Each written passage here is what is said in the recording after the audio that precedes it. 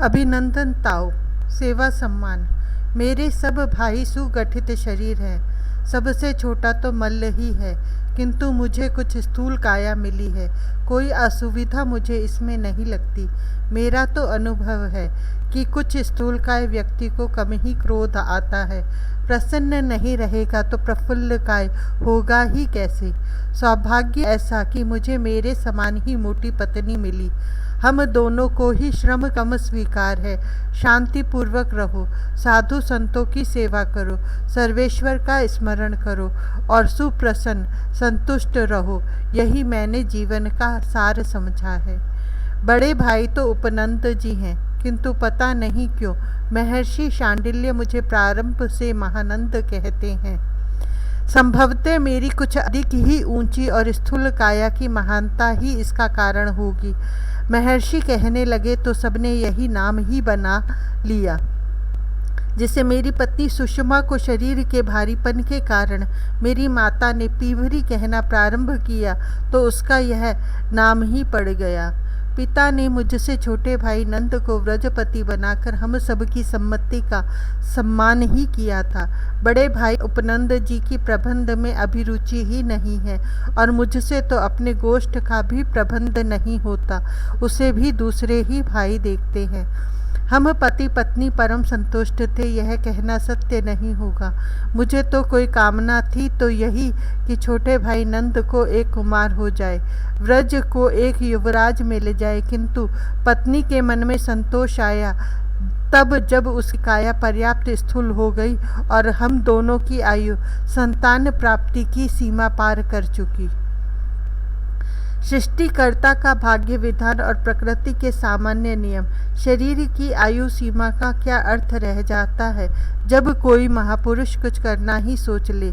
संत का संकल्प सृष्टि के नियमों में सदा परिवर्तन करने में समर्थ है। भगवती पूर्णमासी गोकुल पधारी कृपा करके और उन अनुग्रहमयी ने एक दिन हम पांचों ही भाइयों की पत्नियों को आशीर्वाद दे दिया गोद भरने का। मैं तो फिर भी बड़े भाई से 1.5 वर्ष छोटा हूँ। बड़े भाई उपनंद जी के यहाँ भी तुंगी भाभी ने 2 वर्ष के भीतर 2 पुत्र पाए, ऋषभ और देवप्रस्थ।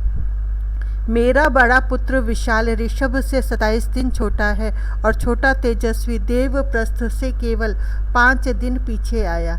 हम चारों भाई ही नहीं, पूरा गोकुल संपूर्ण व्रज जिसके लिए उत्सुक था, उन व्रजराज को केवल एक कुमार मिला भगवती के आशीर्वाद से। अवश्य ही रोहिणी भाभी के दाऊ ने हमारे नन्हे ब्रज युवराज के अग्रज का उचित स्थान पूरा कर दिया है। कहने भर को हम सब भाइयों के 2-2 पुत्र हैं भाई नंद के अतिरिक्त, किंतु सबके हृदय का और सामान्य व्यवहार का भी सत्य यही है कि वधू यशोदा और रोहिणी भाभी ने हम चारों के 8 पुत्र पाए हैं दाऊ के साथ। केवल नंद नंदन हमारा है। भाई नंद और वधू यशोदा ने श्याम पर ही स्वत्व नहीं पाया, कन्हई पर तो सबका स्वत्व है। गोकुल के हमारे ही नहीं, सभी के शिशु नंद राय के अपने, नंद पत्नी सबके लिए व्यस्त बनी रहती हैं। मेरी पत्नी वैसे भी प्रबंध तथा गृह व्यवस्था में शिथिल है। वह अपने 2 पुत्र देवरानी को देकर निश्चिंत हो गई। ये दोनों भी नंद भवन में ही प्रसन्न रहते हैं। नंद नंदन विशाल के बिना नहीं रह पाता और तेजस्वी को दाऊ ने अपना स्नेह भाजन बना लिया है। पत्नी की बात क्यों कहूँ, मेरी अपनी भी बात तो यही है कि शाम को देखे बिना मुझसे रहा नहीं जाता। गोचारण करने में केवल कैशोरावस्था में जाता था, अब तो भाई नंदराय की गोष्ठ वाली बैठक मेरा स्थान बन गई है।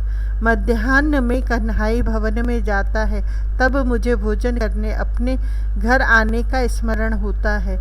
यह भी कितने दिन कर पाता हूँ। कभी वधू ब्रजेश्वरी, कभी रोहिणी भाभी, कभी नंद राय आग्रह करते हैं वहीं भोजन कर लेने का और कभी कान कर पकड़ लेता है, दाऊ मैं तुम्हारे साथ खाऊंगा।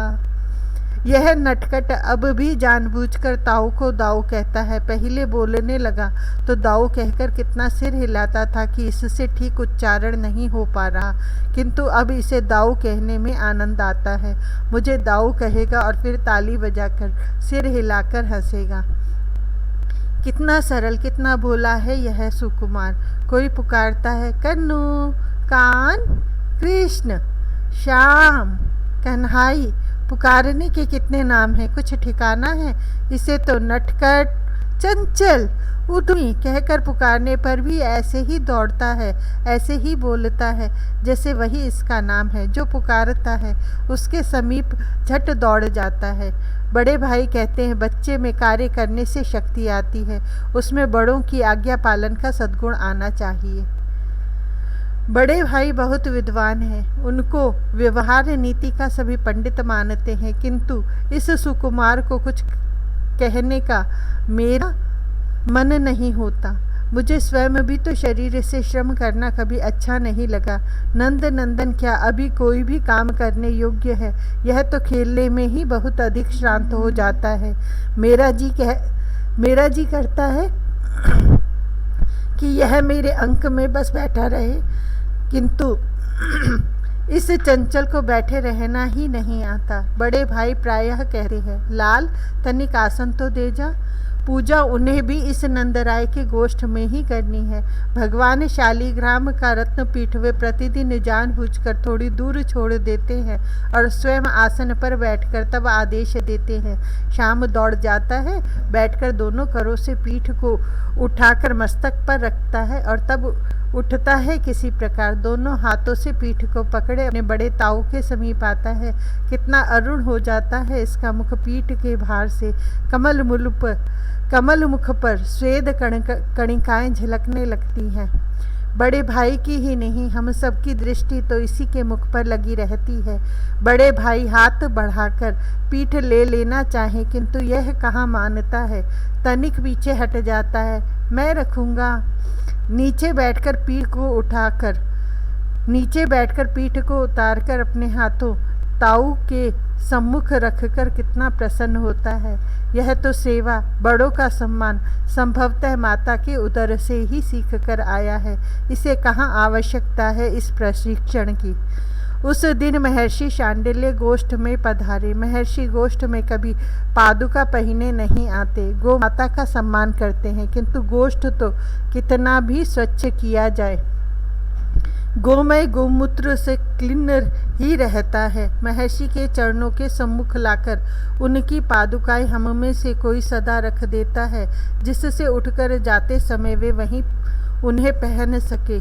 उस दिन नंद राय ने महर्षि के आसन ग्रहण कर लेने पर कहा, नीलमणि बेटा, महर्षि की पादुकाएं तो द्वार से उठा लाओ। श्याम सुंदर ने महर्षि के चरणों पर मस्तक रखकर प्रणाम कर लिया था। वह दौड़े तो कई बालक, किंतु वे परस्पर झगड़ न पड़े, इसलिए सबको छोटे भाई नंदन ने रोक लिया था। महर्षि की एक पादुका उठाकर मस्तक पर रखकर दोनों हाथों पकड़े कितना प्रसन्न मुख आ रहा था। पता नहीं क्यों महर्षि के नेत्र भर आए। उन्हें इस परम सुकुमार का इतना श्रम सहन नहीं हुआ होगा। ऋषि मुनियों के मन की बात हम गोप कैसे समझ सकते हैं। महर्षि ने हाथ जोड़ लिए, सिर झुकाकर अश्रु बहाते नमो ब्रह्मण्य देवाय कहकर अपने आराध्य की स्तुति करने लगे। उसी समय कन्हाई एक पादुका रखकर फिर दौड़ गया दूसरी लेने। अपनी घुंघराली काली अलकों पर दोनों करों से पकड़कर पादुका रखे कितना सुंदर लग रहा था। यह अपने नन्हे करों से विप्रों के पाद प्रक्षालन करता है। यह इसकी प्रिय क्रीड़ा है। कोई ऋषि मुनि अतिथि नंद गोष्ठ में आ जाए तो शाम कहीं भी खेलता हो दौड़ आवेगा सब सखाओं के साथ। इसके कारण सब बालकों ने विप्रों के पदों पर मस्तक रखकर प्रणाम करना और उनके पाद प्रक्षालन करना सीख लिया है। अब उसी दिन से महर्षि अथवा कोई ऋषि मुनि आते हैं तो कन्हाई गोष्ठ द्वार पर ही उनके पदों पर मस्तक रखता है और फिर पादुका पकड़ता है कि वह इसे उतार दे तो यह पहुंचा देगा। महर्षि मुनिगण कहते हैं, बस हम इसे पहने ही चलेंगे, किंतु यह अभी इतना कहाँ समझता है। बालक की तो धुन है, पादुका गोष्ठ द्वार से आसन तक पहुँचाने की अब इसे धुन है।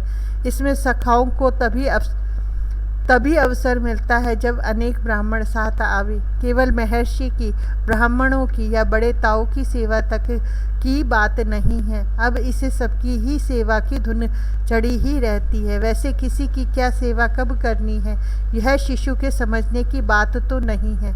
इसे जो सेवा जिसकी जब सूझ जाए, यह सेवा करने का उत्साह ही कितना है, यह देख कर मेरा मानस विभोर होता है। हमारा यह युवराज इतनी सेवाशीलता, बड़ों का सम्मान इस शैशव में।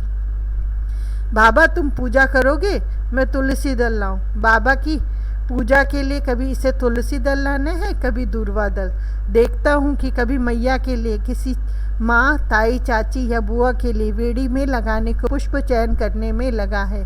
इसे जब जिसका जो काम सूझ जाए वही करने पहुँच जाता है। ताऊ तुम स्नान करोगे, तुम्हारा वस्त्र लाऊं। ताऊ दिन भर स्नान नहीं कर सकते, किंतु नन्हे कन्हाई को क्या पता कि ताऊ के स्नान का समय कब होता है। इसे तो वस्त्र ले आना है ताऊ के घर से।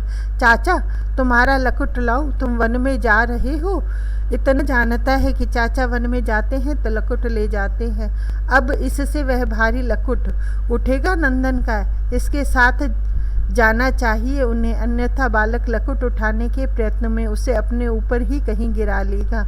इसे किसी को दोहनी देनी रहती है, किसी को रज्जू या जल, किसी को बुलाना होता है, किसी का संदेश देना होता है, किसी को गोपों के गोपियों के पता नहीं कितने काम हैं जो इसी के बिना अटके रहते हैं। मेरे शमश्रू में ही तृण उलझे रहते हैं और यह अंक में बैठकर उन्हें निकाले नहीं तो वे क्या निकलेंगे। उन्हें मैं क्या यूं ही निकलने को उलझाता हूँ।